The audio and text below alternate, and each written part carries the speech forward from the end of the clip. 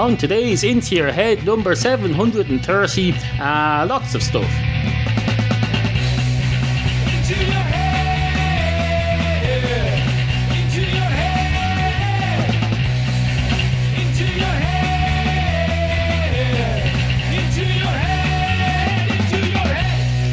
Lot to get on with today. Items that need to be attended to, issues that need to be addressed, Christmas Eve that needs to be prepared for. Today is the eve of Christmas Eve, so that needs to be prepared for. Preparations have to be done. Lists have to be made. They have to be checked. They have to be checked and double checked against other lists. Other lists have to then be destroyed to avoid causing confusion if they're found later beside the other lists. And then you have to basically do the Christmas thing. You have to do we do the Christmas thing here in Ireland a lot. Everybody does Christmas. Everybody does. They say, oh look, it's Jesus Christ's birthday. I don't believe in him, but I'm going to stuff cakes down my mouth like there's no tomorrow. What you need, there isn't. There's no tomorrow because everything's fucking closed for 3 days. The whole country shuts down. You can't even get so much as buy a glass of water if you're thirsty on Christmas Day. You have to buy it in advance. You have to get it in, or else have it tapped here. We've got tapped water here. It's just not drinkable until you put it through your own reservoir. You have to put your own reservoir in the form of one of those jugs, one of those fridge jugs. You put your water into that and you put a filter in it. It's exactly like the cartridges on the printer. It says, oh, you've used this 3 times now. It's time to get a new one. It's time to get a fucking new one. And then you put a new one in and it says, this water is not official water sold by our company. Were you sold this under the pretense that it's official water from our company? And you'll say, no, I wasn't. Mind your own fucking business. And the printer stroke water filter jug will say, just so you know, we're not very pleased about that. And you'll say, mind your own fucking business. And they'll say, fair enough. I suppose technically you do have the right to swear at your own property in your own home. We're just trying to protect our legal rights as the developers of this water filtration stroke laser inkjet printer system. My printer, I printed 3 pages on it in the last year and it's out of fucking ink already. It's out of fucking ink because it sprays ink all over the place while I'm in bed. It just sprays it like a fucking, what's that thing that sprays ink? Is it a squid? There's some sort of thing in the sea that sprays ink. But if you spray ink into the sea, it waters it down. And then you get grey pages. You get pages and pages of grey stuff if you do that. And that's why you wouldn't put an electric printer under the sea anyway. You can't be putting electric printers under the sea. There's just like with the electric lawnmowers, when you get out your electric lawnmower, first thing it says when you open up the box in the spring to mow your grass, it says, is your grass slightly damp? Well, don't use this because you'll get electrocuted. Don't fucking well use this. You can have a nuclear powered submarine fully submerged in the ocean for months with a whole crew living permanently on it 24 hours a day, but you can't get a bit of dew on the wheels of an electric lawnmower because you'll get electrocuted. Now, if you don't mind, I'm going to interrupt myself there because the rest of that is just me going, Jesus Christ. Anyway, on with the show. Except I don't even say Christ. I forget to say Christ. I just go Jesus and then on with the show, which is even worse if you ask me. Saying less sometimes even worse than saying more, even if it's a bad thing, even if it's me taking the name of the Lord God Jesus Christ in vain, which I shouldn't be doing at all. It's disrespectful. And if there's one person you don't want to disrespect, it's the listener to this program. That's who you don't want to disrespect. And if Jesus Christ is a listener to this program, then you even less want to disrespect him, especially if he has magic powers. If he has magic powers, then he can come down on you like a ton of bricks, or a ton of feathers, whichever is a ton of bricks the same as a ton of feathers now? I think it is. I think we figured that out in the 80s. Someone said, which is bigger, which is heavier, a ton of feathers or a ton of bricks? And then eventually someone went, it's a trick question, but they're both the same weight. And then they started on the whole chicken and egg thing. They said, which comes first, the chicken or the egg? And then we decided the egg comes first. It was laid by a creature that was one tiny evolutionary step away from becoming a chicken or a hen, or whatever you call it.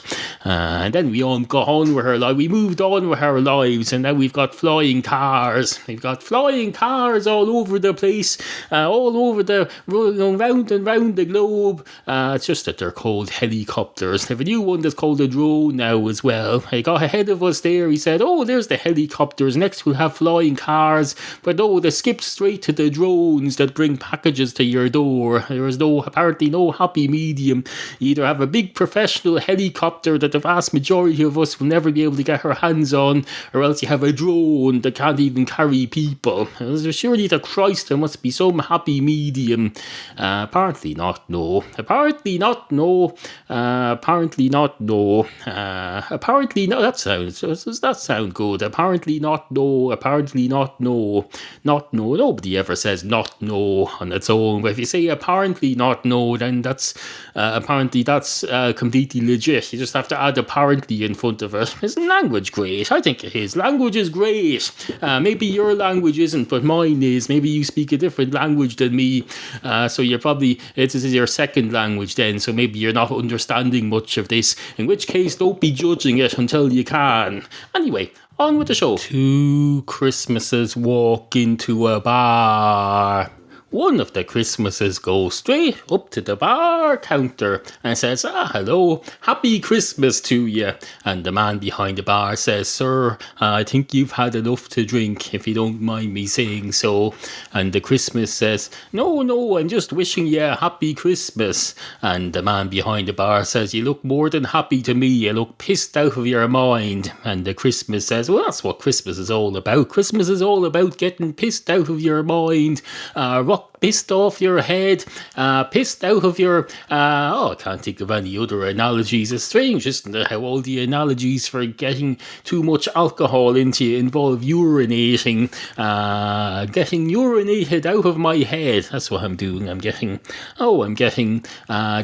what's the scientific word for urinate? Well, it's urinating. I'm getting defecated. Oh no, that's more shitting than pissing, isn't it? I was going to say I'm getting defecated. Is there a word like defecating, but it's for urinating? I don't know. It's hard to know, really. I'm only around for 12 days of the year, so I don't really have much time to pick up on all the language of the day. Anyway, pint of your finest Guinness, please. And the man behind the bar says, I suppose since it's Christmas, I might as well just give in and say, here you go. You're not driving, are you? And Christmas says, not at the moment, no, I'm not driving. I'm just a season. I don't drive. Certainly not at Christmas, and certainly not while drinking. Don't drink and drive, incidentally, if you're listening to this. It's all very hilarious having Christmas come into a bar pissed out of his mind, but if you found Christmas drink driving and he ran over your cat, I can tell you this would no longer be hilarious. This would be a bad real life, well, not real life because it's all made up, but like a bad fake reality show demonstrating how drink driving is bad. So don't drink drive, and I mainly because I can't drive, which is an advantage to me. All you losers out there who can drive, you can't drink, or not simultaneously anyway, or within the same 12-hour period or whatever. So no, don't drink and drive.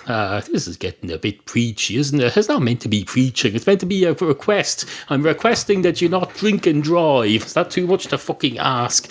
Just because there's there's a cup holder in your car, but if you examine it closely, you'll notice it's not wide enough to hold a pint glass, and it's certainly not wide enough to hold one of those pint tankards with big handles on it, because the handle would get in the way. You'd have to have the handle at least 2 inches above the bottom of the tankard for it to fit into one of those cup holders, unless it's designed differently. And if you have a car, if you have a car cup holder that's designed to fit a beer container. Then it was probably a very old car. It was made back before drink driving became unfashionable. It was probably back before, back in the days when they used to give out cigarettes for free to children. It's probably a 60-year-old car, so it's not very reliable. So you wouldn't want to be driving that anyway. Although maybe you don't have a choice. You do have a choice though as to whether you drink in it. So don't do that. Don't do that. Don't do that. Don't do that. Don't do that. Don't do that, or you'll run over a cat.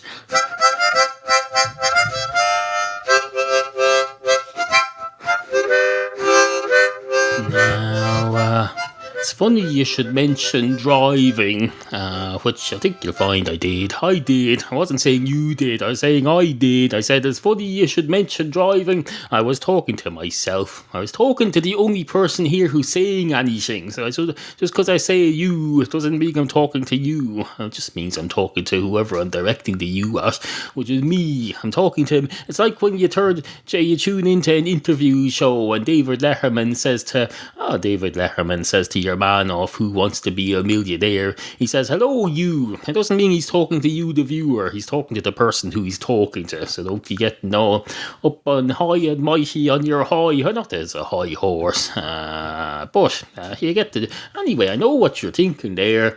You're thinking, Jesus, Holy Mother of Christ on a popsicle stick. Oh no, where was I going with this? Did I say... what did I say? I think I said, now that you mention... Oh yes, now that you mentioned driving, it's funny. Oh yes, it's funny you should mention driving. Well, not funny on its own, but in the context of a comedy program, it's hopefully funny at some point. If you're into that sort of thing, which I'm not. I'm not into this crap at all. I wouldn't listen to this crap if it was the last thing on earth. Not least because I've heard all these thoughts before. I have them in my fucking brain all day.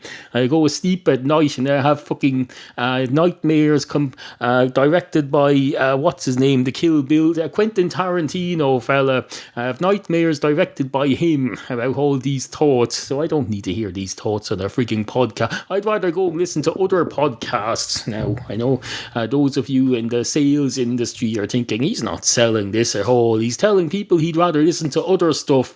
Well, if this wasn't my podcast, I would listen to this. I'm sure I would anyway, and I think that fella sounds vaguely familiar. Is he impersonating me? As he listened to me in a podcast in a parallel universe where I do a podcast, and has he stolen that material and brought her over here, which is unfair really, because the law probably doesn't govern transferring stuff from one parallel universe to another, so it's probably not technically not stealing at all, but only because the law hasn't caught up on that yet. There's no laws about time travel yet either. That doesn't mean you can just go and do what you want. So get that in your pipe and smoke at Michael J. Fox, or if that's your real name, which I begin to think it is now, because he's doing a situation comedy called The Michael J. Fox Show, and he's called Michael. Oh, that's what you Americans do. You get a sitcom and you use your real name on it, and you name the character after it, after your real name, and then you wonder why people come up into the street and get all confused and say, I don't like what you did to that thing on that episode, you cunt. I'm going to smash your face in now. And then you end up having to bring them to court and sue them, or get a barring order. You'll say, you're barred by order of the courts of America, the national courts of America, or the local courts, or whatever it is. You probably have to have federal courts or local courts. I don't know. Doesn't really matter. All I know is, oh, don't worry, I'm getting cough syrup just after I record this last week. So by the time you hear this, my throat is probably all cleared up. So don't worry. Anyway, where was I? Something about driving and Michael J. Fox. Does Michael J. Fox drive, I wonder? Not that he's not entitled to. He's perfectly entitled to, as long as the doctors say it's okay. My doctors have told me it's not okay to drive. Well, apparently it's perfectly fine in your mind for Michael J. Fox to drive. That's fine. That's fine. No, perfectly reasonable. Although in my case, it's because I never learned how to drive. It's probably contributed to in my case. But, the Michael J. Fox, you're a cunt anyway. Although you're probably not. But that fella you play on the Michael J. Fox show, he's a cunt. And what's his name? Answer that and then I rest my case in your core of situation comedy appeal. It doesn't appeal to me, I can tell you. It's got the sister out of the sister the heavy one hates out of, or they like her, I forget which. No, they hate the wife out of Breaking Bad, but they like the sister. I'm not sure, the sister-in-law, whichever it is. The wife's sister, so it is the sister, was the sister-in-law of the main character, and the sister of the main character's wife, so you could call it the sister. She's in the Michael J. Fox show as his wife or something, if I remember rightly, or ever knew or took note of it at all. That's it's up to you to watch anyway. It's not even on here anyway yet, so I couldn't give a flying fuck about your situation comedies. Situation comedies were abolished in the 1980s anyway, and replaced with reality shows. It's all about the reality now. You go out in the street, you can't go out in the street now without someone filming you.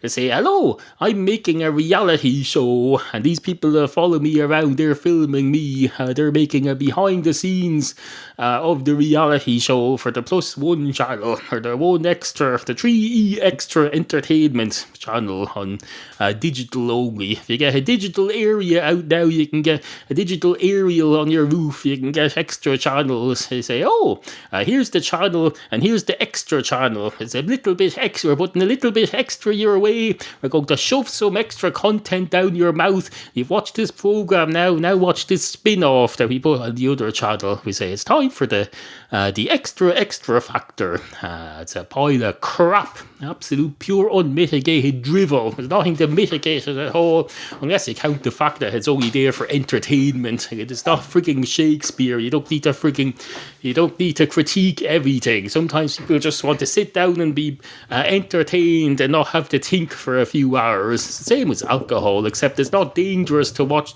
crap television entertainment shows and drive at the same time. Or is it? Maybe it is, I don't know. Anyway, on with the show. Into your head. Remember, we value the opinions of you, the humble and ignorant listener. Email studio@intoyourhead.com. studio@intoyourhead.com. Matchstick cats. Matchstick cats. Matchstick cats. Matchstick cats and stuff. Are you a cat? Or do you know somebody who might be? Then tell yourself about Matchstick Cats, Neal's webcomic. Brand new episodes at intoyourhead.com. Intoyourhead.com. Two Michael J. Foxes walk into a bar. One of the Michael J. Foxes goes straight up to the bar counter, although not necessarily in a completely straight line, but that's not something you should hold against him. And he goes up to the bar counter and says, hello, can I have a pint of your finest Guinness, please? And the man behind the bar says, now, are you the real Michael J. Fox, or are you the Michael character from the Michael J. Fox show? And the Michael J. Fox says, that's none of your business. Mind your own business, sir. And the man behind the bar says, I think it is my business. If you are the one off the show, then that's broadcast on the public airwaves, which your broadcaster is licensed to use under certain conditions, and you're only there by permission of the government, our state, as for as long as we allow you to do so. And the Michael J. Fox says, well, in that case, I'm the real Michael J. Fox. Can I have a pint of your finest Guinness, please? And the man behind the bar says, certainly, sir. Would you like to have a seat? And Michael J. Fox says, no, just a pint of Guinness, please. And the man behind the bar says, okay, just so you know, if you do decide to sit down now, you'll have to come back and pay a surcharge, because I'm charging you takeout. I'm charging you the takeout rate for this Guinness. And the Michael J. Fox says, I didn't say I wanted to take it out, I just said I didn't want a seat. And the man behind the bar says, oh, I'm sorry, we're not allowed to have people standing in here. You're only allowed, once all the seats are full, you have to tell everyone else to wait for the next bus. And the Michael J. Fox says, I'm a bit confused now. Is this some sort of a crap sketch on Saturday Night Live? And the man behind the bar says, no, this is an audio sketch on a podcast. Although it's not a sketch at all. To be a sketch, I would have to have actors in it playing people. Although that's an assumption on my part. That's a very narrow view of the definition of sketches. I should broaden my mind a bit more. Maybe you can do a sketch that's just a narrator. And Michael J. Fox says, I don't see why not. And the man behind the bar says, well, we've all learned something today here, haven't we? And Michael J. Fox says, no, I knew everything already. But I'm glad if I've helped you learn something, then we've all achieved something here today. And the man behind the bar says, oh, that's great. Sit, Hubu, sit. Wow, good cat.